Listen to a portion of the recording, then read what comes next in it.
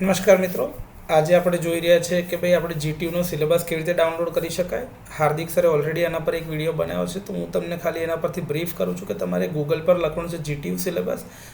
જીટીયુની આ ગુજરાત ટેકનોલોજીકલ યુનિવર્સિટીની લિંક ઉપર તમે ક્લિક કરશો એટલે આવું કંઈક ખુલશે સિલેબસ, જેમાં તમારે ડિપ્લોમા પર ક્લિક કરવાનું છે. ડિપ્લોમા પર તમે જેવું ક્લિક કરશો એટલે તમને આવું સિલેબસનું એક ઓપ્શન ખુલશે, જેમાં તમારે ડિપ્લોમા સિલેક્ટ કરીને તમારી બ્રાન્ચ સિલેક્ટ કરીને સેમેસ્ટર સિલેક્ટ કરવાનું છે અને તમારું જે યર છે એકેડેમિક ટર્મ 2024-25નું છે. જેવું તમે એના પરથી સર્ચ ક્લિક કરશો એટલે તમને બધા કોર્સીસ દેખાશે.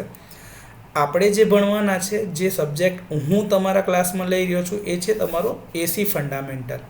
સબ્જેક્ટનો કોર્સ છે DI02000171. એમાં 02 જે છે એ આપણો સેમેસ્ટરનો કોડ છે, એટલે 02 સેકન્ડ સેમેસ્ટરનો જે આપણો કોર્સ છે એ છે. અને આ કોર્સ જે છે એ તમારો પ્રોફેશનલ કોર કોર્સીસનો એક ભાગ છે, એટલે પીસીસીની કેટેગરીમાં એ દેખાય છે. એસી ફંડામેન્ટલ એ આપણે ઇલેક્ટ્રિકલ સબ્જેક્ટનું જે કોર એટલે કે જે હાર્ટ છે એ કહેવામાં આવે છે. જેવું તમે આ લિંક ઉપર ક્લિક કરશો એટલે એનો સિલેબસ ઓપન થશે. એનો સિલેબસ આ રીતે કંઈક ડિઝાઇન થયેલો છે, જેમાં તમે જોઈ શકો છો કે ભાઈ જીટીયુનું ઉપર અહીંયા લોગો છે, એનું નામ છે, પ્રોગ્રામ નેમ ઇલેક્ટ્રિકલ છે, ડિપ્લોમાનો છે કોર્સ, બ્રાન્ચ ઇલેક્ટ્રિકલ એન્જિનિયરિંગ અને રિન્યુએબલ એનર્જી બંનેમાં ઓફર થાય છે. સબ્જેક્ટનો કોડ છે DI02000171. કોર્સ છે એસી ફંડામેન્ટલ, એનું નામ છે, વિથ ઇફેક્ટિવ ફ્રોમ, જે તમને કીધું કે ભાઈ ન્યૂ એજ્યુકેશન પોલિસીના અંડરમાં અત્યારે આ વર્ષે પહેલી વખત ઓફર થઈ રહ્યો છે, તો એ 2024-25થી ઇફેક્ટિવલી ઓફર થાય છે દરેકને સેકન્ડ સેમેસ્ટરમાં. અને કેટેગરીમાં જે મેં તમને કીધું પીસીસી એટલે કે પ્રોફેશનલ કોર કોર્સીસ, જ્યાંથી કહે છે પીસીસી એટલે પ્રોફેશનલ કોર કોર્સીસ છે. આ તમારો એક કમ્પલસરી સબ્જેક્ટ છે, જેમાં તમારે જાણવાની જરૂરિયાત શું છે કે તમારી પાસે બેસિક નોલેજ એટલે કે પ્રી રિક્વિઝિટ શું હોવું જોઈએ, તો કે ભાઈ તમારી પાસે બેસિક નોલેજ ઇલેક્ટ્રિકલ સર્કિટ અને મેગ્નેટિક સર્કિટના કાયદા, જે લોઝ જે આપણે ભણ્યા હોય આપણે ખબર હોય છે, એટલે કે તમને ડીસી સર્કિટમાં જે તમને બેસિક ભણાયું છે એ તમને સારી રીતે આવડવું જોઈએ. આની અંદર તમે શું શીખવાના છો એ રેશનલની અંદર એટલે કે એક્સપ્લેન કર્યું છે કે ભાઈ આખા કોર્સમાં તમે શું શીખવાના છો. તો તમે અત્યાર સુધી જે જાણો છો કે ભાઈ ઇલેક્ટ્રિકલમાં પાવર જનરેશન, ટ્રાન્સમિશન, ડિસ્ટ્રીબ્યુશન અને યુટિલાઇઝેશન આ બધું જે થાય છે બધું એસી કરંટ ઉપર જ થાય છે.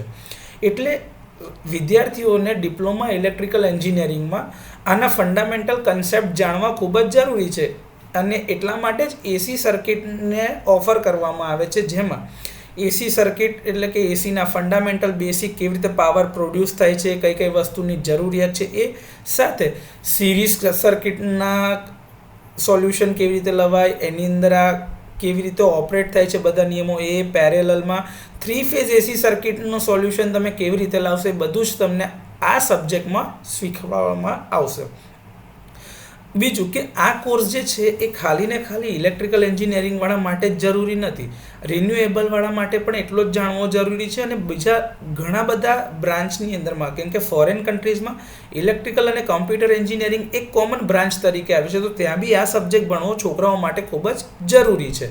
તો તમે આ સબ્જેક્ટ ભણશો તો તમને એડવાન્સ ઇલેક્ટ્રિકલ કોર્સીસ જ્યારે તમે આગળ જઈને ભણશો ત્યારે તમને આ બેસિક જે હશે, જે બેઝ તમારો સોલિડ હશે, તો તમે આ વસ્તુ સારી રીતે એપ્લાય કરીને ટ્રબલ શૂટ એટલે કે જે પ્રોબ્લેમ્સ આવતા હશે એનું સોલ્યુશન આપી શકશો. બીજું કે આ એક એટલો ઇમ્પોર્ટન્ટ સબ્જેક્ટ છે કે જેની મદદથી તમે ઇલેક્ટ્રિકલ એન્જિનિયરિંગના ગમે તેવા મોટા પ્રોબ્લેમને સોલ્વ કરી શકો છો.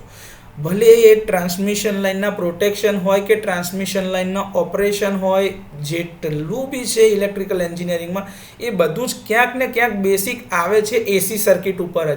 એટલે ગભરાવાની જરૂર નથી, આને સારી રીતે શીખવાની જરૂર છે, અને એટલા માટે તમને આ ઓફર કરવામાં આવે છે. કોર્સ આઉટકમ એટલે કે આ કોર્સ પછી તમે શું શીખવાના છો. તો તમને જે શીખવાડવામાં આવે છે એ છે કે ભાઈ આપણી પાસે 4 અલગ અલગ ચેપ્ટરમાં આપણે આને મૂકેલા છે. આખો જે કોર્સ ભણવાના છે એમાં 4 ચેપ્ટર છે, જેમાં પહેલાં છે કે ભાઈ આપણે ઇન્ટરપ્રિટ કરવાના છે કે શીખવાના છે કે ભાઈ કઈ કઈ એની વ્યાખ્યાઓ હોઈ શકે, એમાં કઈ કઈ ભાષા એટલે કે શબ્દોનો પ્રયોગ કરવામાં આવે છે, વેવફોર્મ અને વેક્ટર રિપ્રેઝન્ટેશન શીખવાના છે ઓલ્ટરનેટિંગ ક્વોન્ટિટીઝના. સાથે આપણે એસી સર્કિટના સિરીઝ સર્કિટ કેવી રીતે સોલ્વ થાય એ શીખવાના છે બીજા ચેપ્ટરમાં. ત્રીજા ચેપ્ટરમાં આપણે એસીની પેરેલલ સર્કિટ કેવી રીતે સોલ્વ થશે એ શીખવાના છે. અને ચોથાની અંદર આપણે શીખવાના છે 3 ફેઝ સિસ્ટમ સાથે, કે ભાઈ એસી સર્કિટમાં 3 ફેઝ સિસ્ટમના જો દાખલા પૂછાય કાં તો ગણવાનું થાય તો તમે એને કેવી રીતે સોલ્વ કરી શકો. આ જે દેખાય છે એને કહેવાય છે આરબીટીનો લેવલનો મતલબ થાય છે રિવાઇઝ્ડ બ્લૂમ્સ ટેક્સોનોમી. એનબીએની ગાઈડલાઇન પ્રમાણે તમારા જે પેપર નીકળે છે તેની અંદરમાં આપણે બ્લૂમ્સ ટેક્સોનોમીનો ઉપયોગ કરવામાં આવે છે. જો તમને જરૂર લાગશે તો તમને એ બી કહેવામાં આવશે કે ભાઈ બ્લૂમ્સ ટેક્સોનોમી શું છે, એનું ઇમ્પોર્ટન્સ શું છે, એ કેવી રીતે સમજાય. તો આ જેટલા બી છે એ બધાની અંદરથી તમારી એનાલિટિકલ સ્કિલ આપણે ડેવલપ કરવાના છે છેલ્લે. અને આ બધા એપ્લિકેશન લેવલના સવાલો છે અથવા તો શીખવાનું જે કોર્સ આઉટકમ્સ છે એ બધા એ લેવલના છે. તો આની અંદર 3 અલગ અલગ પ્રકારના લેવલ હોય છે, આર, યુ અને એ. તો આરનો મતલબ થાય છે રિકોલ અથવા તો રિવાઇઝ કરવાનું. જે તમારી વ્યાખ્યાઓ જે સાદી રીતે પૂછાતી હોય એ બધી આર લેવલમાં હોય છે. બીજો છે યુ લેવલ હોય છે કે જેની અંદરમાં અન્ડરસ્ટેન્ડિંગ તમારે ક્રિએટ કરવાની છે, તો એ અન્ડરસ્ટેન્ડિંગ લેવલ યુ હોય છે. અને ત્રીજો છે એ લેવલ જે એપ્લાય કરવાનો હોય છે, એટલે એપ્લિકેશન લેવલ પર હોય છે. તો આમાં આપણે ગણતરી કરીને એપ્લિકેશન જ શીખવાના છે, એટલે બધું જ એ લેવલના છે કોર્સ આઉટકમ્સ તમારા. હજી આગળ જે કે ભાઈ ટીચિંગ અને એક્ઝામિનેશનની સ્કીમ શું છે, તો તમારે અહીંયા આગળ જે ભણવાનું છે એમાં 3 કલાકના લેક્ચર છે અને 2 કલાકની એક લેબ હશે. ટોટલ આનો સરવાળો થાય તો 4 કલાકનો આ સબ્જેક્ટ છે, એટલે કે આની 4 ક્રેડિટ તમને મળશે જે તમારે પાસ કરીને મેળવવાની હોય. અને આ ક્રેડિટ જે તમારે ABCID કાર્ડ જનરેટ થયું હશે ત્યાં આગળ તમે જોઈ શકશો. આમાં થિયરી એક્ઝામ થશે જેમાં 70 માર્ક્સની એન્ડ સેમેસ્ટર એક્ઝામ જે યુનિવર્સિટી લેવલ પર લેવાય છે GTU દ્વારા. અને બીજી છે 30 માર્ક્સની એક્ઝામ જેને આપણે પ્રોગ્રેસિવ અસેસમેન્ટ અથવા તો કન્ટિન્યુઅસ અસેસમેન્ટ ઓફ થિયરી ક્લાસીસનું, એટલે કે ઇન્ટરનલ પરીક્ષા જે કોલેજ લેવલ પર લઈએ છે એ છે. ટ્યુટોરિયલ અથવા તો પ્રેક્ટિકલ એક્ઝામિનેશનને 50 માર્ક્સમાં 2 ભાગમાં વહેંચ્યું છે, જેમાં એક છે ઇન્ટરનલ સબમિશન જે આપણે ફાઇલ લખીએ છીએ અને પ્રેક્ટિકલ સેશનના ક્વેશ્ચન આન્સર સેશન તમારા થાય છે. તમારી વાઇવા એક્ઝામ જે લેવાય છે અને પ્રેક્ટિકલ એક્ઝામ જે લેવાય છે એ તમારો ભાગ છે PA અથવા તો CAમાં, જેમાંથી 20માંથી તમારા માર્ક્સ મૂકવામાં આવે છે. અને બીજો કમ્પોનન્ટ છે એન્ડ સેમેસ્ટર એક્ઝામિનેશન, જેમાં તમારી વાઇવા એક્ઝામ થાય જ્યારે તમે છેલ્લે સબમિશન માટે આવો છો. આ તમારું રૂટીનમાં જ્યારે તમારા 14 ટર્નમાં જે પ્રેક્ટિકલ્સ થશે, તમે ડેઇલી તમારા પ્રેક્ટિકલ લખીને નેક્સ્ટ વીકમાં ચેક કરાવો છો, તો એની અંદર જે તમારા માર્ક્સ મૂકવાના છે ને તમારું અસેસમેન્ટ કરવાનું છે એ આ છે. અને છેલ્લે જે તમે પ્રેક્ટિકલ એક્ઝામ આપવાના છો ને પ્રેક્ટિકલ એક્ઝામ પાસ કરીને વાઇવા આપો છો એના તમારા 30 માર્ક્સ છે. તો ટોટલ 70 અને 30 એટલે કે 100 માર્ક્સ જે છે તમારા થિયરીના છે અને 50 માર્ક્સ છે તમારા પ્રેક્ટિકલ એક્ઝામના છે. આમાંથી 30 માર્ક્સનું જે એક્ઝામ છે યુનિવર્સિટી કોલેજ દ્વારા લેવાય છે. 20 માર્ક્સ છે તમારી ડેઇલી તમે જે લેબ અટેન્ડ કરો છો અને ફાઇલ લખો છો અને ટાઈમે તમે ચેક કરાવો છો એના છે. અને 30 છેલ્લે તમે જે પ્રેક્ટિકલ એક્ઝામ આપીને વાઇવા સબમિશન વખતે ફાઇલ આપો છો, જમા કરાવો છો ત્યારના છે. તો 30 ને 30 60 ને 20 80 માર્ક્સ જે છે એ કોલેજ લેવલ પર છે અને 70 માર્ક્સ જે છે યુનિવર્સિટી લેવલ પર છે. આ રીતે તમારા ટોટલ 150 માર્ક્સનું વેઇટેજ છે. કન્ટેન્ટની વાત કરીએ તો પહેલું ચેપ્ટર જે મેં તમને કીધું કે ભાઈ તમે fundamental of alternating voltage end current વિશે શીખવાના છો, તો આ તમારું ચેપ્ટર 12 કલાકનું છે. તો 12 કલાકની અંદર તમે શું શીખવાના છો, તો કે પહેલાં તો કમ્પેરિઝન શીખીશું આપણે AC સિસ્ટમ અને DC સિસ્ટમની. બીજું શીખીશું કે ભાઈ જનરેશન ઓફ ઓલ્ટરનેટિંગ વોલ્ટેજ, કે ઓલ્ટરનેટિંગ વોલ્ટેજ તમે કેવી રીતે પ્રોડ્યુસ કરી શકો છો. સાઇનોસોઇડલ ફંક્શન ટર્મિનોલોજીસ, જેમાં અમુક વ્યાખ્યાઓ તમે શીખવાનો છો, જેવી કે વેવફોર્મની વ્યાખ્યા શું હોઈ શકે, સાયકલ એટલે શું, ટાઈમ પીરિયડ એટલે શું, ફ્રીક્વન્સી એટલે શું, એમ્પ્લિટ્યૂડ કોને કહેવાય, એંગ્યુલર ફ્રીક્વન્સી કોને કહેવાય. આ શીખ્યા પછીથી તમે એના અમુક રિલેશન્સ કાઢશો અને અમુક ટર્મિનોલોજીસ એના પરથી ડિરાઈવ કરશો. એના અલગ અલગ ફોર્મ્સ જે હોય, જેમ કે પોલર ફોર્મ છે કે રેક્ટેન્ગ્યુલર ફોર્મ છે, એમાં રિપ્રેઝેન્ટ કરવાનું બી આપણે શીખીશું. વેરિયસ વેલ્યુઝ એટલે કે જે આપણે વેલ્યુ કાઢવાની હશે, જે તમને દાખલા પૂછવામાં આવે છે તો તેમાં તમને કીધું હશે કે ભાઈ તમે એની પીક વેલ્યુ કાઢો, ઇન્સ્ટન્ટેનિયસ વેલ્યુ કાઢો, મેક્સિમમ વેલ્યુ કોને કહેવાય, એવરેજ વેલ્યુ કોને કહેવાય, RMS કિંમત કોને કહેવાય, પીક ફેક્ટર એટલે શું, ફોર્મ ફેક્ટર એટલે શું, અને એ બધાને એકબીજા સાથે શું સંબંધ છે, એટલે કે રિલેશન શું છે એ તમારે જોવાનું છે. 5 નંબરનો પોઈન્ટ એવું કહે છે કે ભાઈ તમારે ફેઝ ડિફરન્સ જે છે ઓલ્ટરનેટિંગ ક્વોન્ટિટીના એ જોવાનું છે, કે એટલે ભાઈ એ લેગિંગમાં છે, લીડિંગમાં છે કે ઇન ધ ફેઝ છે. વેક્ટર રિપ્રેઝન્ટેશન ઓલ્ટરનેટિંગ ક્વોન્ટિટીનું કેવી રીતે થાય છે એ આપણે જોવાના છે. એના સરવાળા બાદબાકી કેવી રીતે થાય છે, addition of alternating quantities using vector અને ગ્રાફિકલ અને એનાલિટિકલ બંને મેથડથી એના દાખલા સોલ્વ કરીશું. Transfer of vector form from rectangular form to polar અને પોલર ટુ રેક્ટેન્ગ્યુલરનું કન્વર્ઝન શીખવાના છે. મેથેમેટિકલ ઓપરેશન શીખવાના છે કે ભાઈ વેક્ટરની મદદથી દાખલા કેવી રીતે ગણી શકાય છે, અને એના બેસિસના ઉપરથી આપણે એસી ફંડામેન્ટલના દાખલા પણ જોવાના છે. પહેલાં આ બધું જ ટ્યુટોરિયલના ફોર્મમાં પણ આવતું હતું, પણ હવે એ ટ્યુટોરિયલને ડાયરેક્ટ લેક્ચર સાથે જ મર્જ કરી દીધેલું છે અને 12 કલાક આપેલા છે આ સબ્જેક્ટના પહેલા ચેપ્ટરને.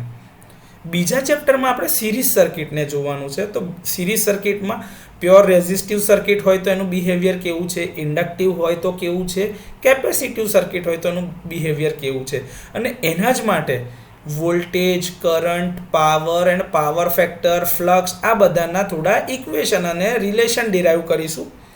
પછી એની અંદરથી ઇન્ડક્ટિવ અને કેપેસિટિવ રિએક્ટન્સ કોને કહેવાય, એના વેવફોર્મ કેવી રીતે દોરાય, વોલ્ટેજ, કરંટ અને પાવર માટેની વેલ્યુ કેવી રીતે શોધાય, પછી RL સિરીઝ સર્કિટ હોય કાં તો RC સિરીઝ સર્કિટ હોય કાં તો RLC સિરીઝ સર્કિટ હોય, એ બધા જ માટે આપણે આવા current, power, power factor, voltage બધાને ઇક્વેશન ડિરાઈવ કરીશું.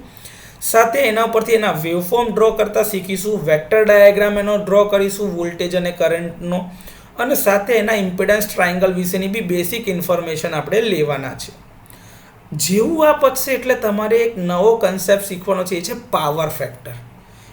ડીસીની અંદરમાં તમારો પાવર ફેક્ટર હંમેશા યુનિટી હોય છે, કારણ કે એમાં તમે વોલ્ટેજ અને કરંટની વાત કરો છો ને વોલ્ટેજ અને કરંટ હંમેશા ઇન ફેઝ લીધા છે, ત્યાં ફ્રીક્વન્સી જેવું કશું હોતું નથી, એટલે ત્યાં આગળ આપણે પાવર ફેક્ટરની વાત કરતા નથી. પરંતુ એસીની અંદરમાં તમારી પાસે 50 હર્ટ્ઝની ફ્રીક્વન્સી છે અને એનર્જી સ્ટોરેજ ટાઈપના એલિમેન્ટ્સ જેમ કે ઇન્ડક્ટિવ અને કેપેસિટિવ કમ્પોનન્ટ અવેલેબલ છે, જેના કારણે તમારા પાવર ફેક્ટર બદલાય છે. તો પાવર ફેક્ટર શું છે એ આપણે જાણવાના છે. એમાં lagging power factor, leading power factor અને યુનિટી પાવર ફેક્ટર શું છે એના વિશેની ઇન્ફોર્મેશન લેવાના છે. એના જ ઉપરથી એક્ટિવ પાવર કોને કહેવાય, રિએક્ટિવ પાવર કોને કહેવાય, એપરન્ટ પાવર કોને કહેવાય અને પાવર ટ્રાયંગલ જે છે એ સમજવાના છે, એકબીજા સાથે એમના સંબંધ જોવાના છે. રેઝોનન્સ કન્ડિશન કોને કહેવાય, રેઝોનન્સ ફ્રીક્વન્સી કેવી રીતે શોધાય અને RLC સિરીઝ સર્કિટમાં રેઝોનન્સ ક્યારે થાય છે, અને જ્યારે રેઝોનન્સ થાય ત્યારે એનું બિહેવિયર શું છે એ બધું જ આપણે જાણવાના છીએ. અને એના બેસિસ પર આપણે જે બીજું ચેપ્ટર ભણ્યા સિરીઝ સર્કિટનું એના ઉપરના દાખલા પણ આપણે ગણવાના છે. ત્રીજા ચેપ્ટરમાં આપણે આ જ બધી વસ્તુ જોવાના છે, પણ એમાં સિરીઝ સર્કિટની જગ્યા પર પેરેલલ સર્કિટ જોવાના છે.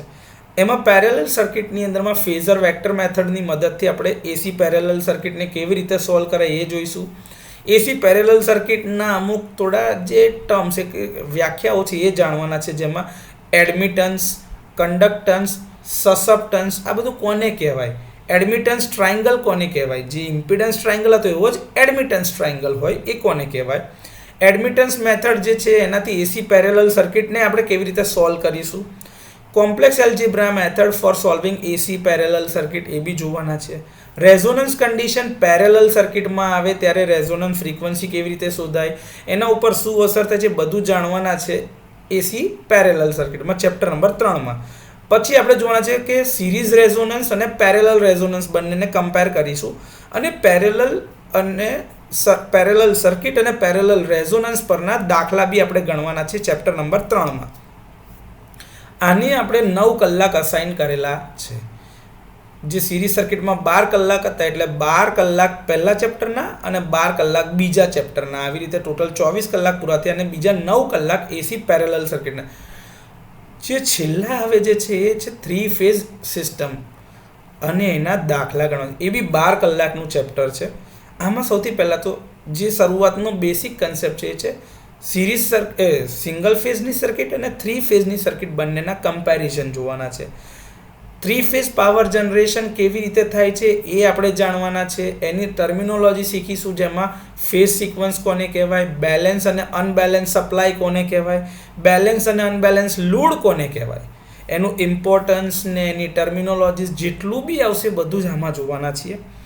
વોલ્ટેજ કરંટની વેલ્યુ 3 ફેઝ સિસ્ટમમાં કેવી રીતે શોધાય છે, એમાં લાઇન વોલ્ટેજ કોને કહેવાય, ફેઝ વોલ્ટેજ કોને કહેવાય, લાઇન કરંટ કોને કહેવાય, ફેઝ કરંટ કોને કહેવાય.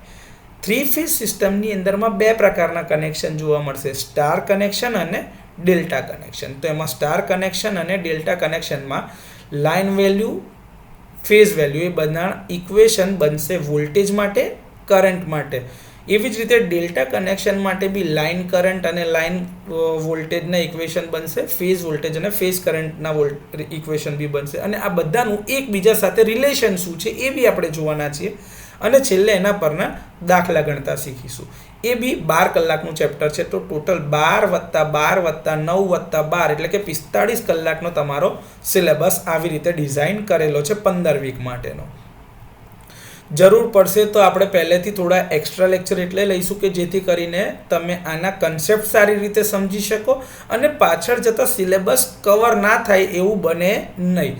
કારણ કે બની શકે છે કે ભાઈ અમુક વાર આ ટર્મની અંદરમાં આપણે સ્પોર્ટ્સ વીક આવશે, અમુક થોડીક એક્ટિવિટીઝ આવશે કે જેના ચક્કરમાં તમારું ભણવાનું પૂરું ના થઈ શકે. તો આપણે એક્સ્ટ્રા લેક્ચર માટેનો સમય કાઢીને હું સમયાંતરે તમને જણાવીશ અને એ પ્રમાણે આપણે એક્સ્ટ્રા લેક્ચરમાં પણ આવવાનું રહેશે. જે તમને કીધું કે ભાઈ આર લેવલના 25% પ્રશ્નો પૂછાશે, 35% પ્રશ્નો યુ લેવલના હશે અને 40% પ્રશ્નો એ લેવલના તમારે પૂછવામાં આવશે. જેમાં આર એટલે કે રિમેમ્બર લેવલ, યુ એટલે કે અન્ડરસ્ટેન્ડિંગ લેવલ, એ એટલે કે એપ્લિકેશન લેવલ, એન લેવલ જે છે એ છે એનાલાઇઝ લેવલ માટે છે, ઈ એટલે કે ઇવેલ્યુએશન અને સી એટલે ક્રિએટ કે તમે જ્યારે માસ્ટર લેવલ પર પહોંચી જાઓ છો. જે આ ડિપ્લોમામાં તમારે આ લેવલ પર હમણાં આવવાનું નથી. હમણાં તમે શીખવાના છો આર, યુ અને એ લેવલના સવાલો જ. આના માટે જે તમારી રેફરન્સ બુક્સ છે જે આપણી પાસે લાઇબ્રેરીમાં અવેલેબલ છે, સૌથી પહેલાં તો એક આ BL થેરેજાની સ્ટાન્ડર્ડ બુક છે, a text book of electrical technology volume 1 basic electrical engineering, જે BL થેરેજાની AK થેરેજાની છે, જે આપણી પાસે લાઇબ્રેરીમાં પણ અવેલેબલ છે. Elements of electrical engineering UA પટેલે લખેલી છે અને આ લોકલ પબ્લિકેશન અતુલ પ્રકાશનની બુક છે. 2010નું એડિશન લઈ શકાય અથવા તો અત્યારનું લેટેસ્ટ એડિશન લઈ શકો છો. પ્રિન્સિપલ્સ ઓફ ઇલેક્ટ્રિકલ એન્જિનિયરિંગ જે BR ગુપ્તાની બુક છે, આ પણ આપણી લાઇબ્રેરીમાં અવેલેબલ છે. ફંડામેન્ટલ્સ ઓફ ઇલેક્ટ્રિકલ એન્જિનિયરિંગ તારલોક સિંઘની છે, SK Kataria and Sons publication again. Basic electrical engineering કે ઉમારાવ એન્ડ જયલક્ષ્મીની બુક બી છે, પિયર્સન એજ્યુકેશનની છે. Basic electrical and electronics engineering રવિસાર સિંઘની બુક છે, ટાટા મેગ્રો હિલ પબ્લિકેશનની. Fundamentals of electrical engineering and electronics SK સહદેવની બુક છે, ધનપતરાય પબ્લિકેશનમાં. અને છેલ્લી બુક છે principles of electrical engineering and electronics VK Mehta, Rohit Mehta. આ બુક બી આપણી લાઇબ્રેરીમાં અવેલેબલ છે.